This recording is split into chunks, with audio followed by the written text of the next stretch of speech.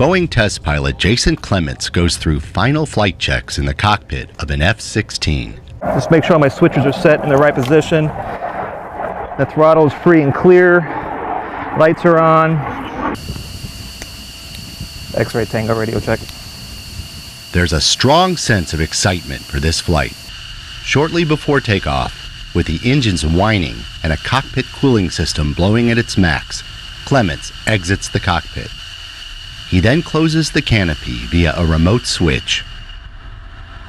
Powered up and ready for flight, the F-16 begins to roll down the runway without a pilot in the cockpit.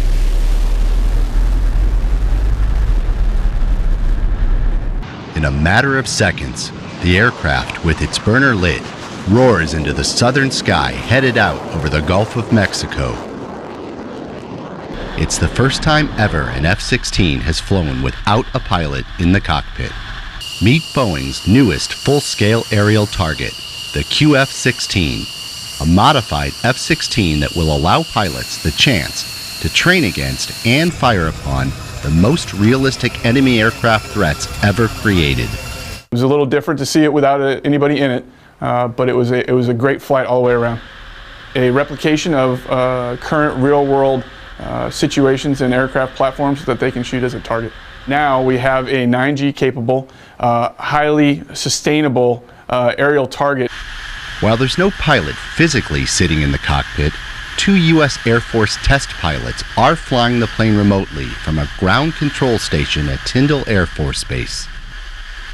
Today, no pilot in the cockpit. That gets you a little more on your toes, on edge, but the flight itself went very well. It went as advertised. The jet performed well and did what it was supposed to do. While in the air, the unmanned QF-16 reaches an altitude of 40,000 feet, a speed of Mach 1.47, and engages in aerial maneuvers such as a barrel roll while pulling more than 7 Gs.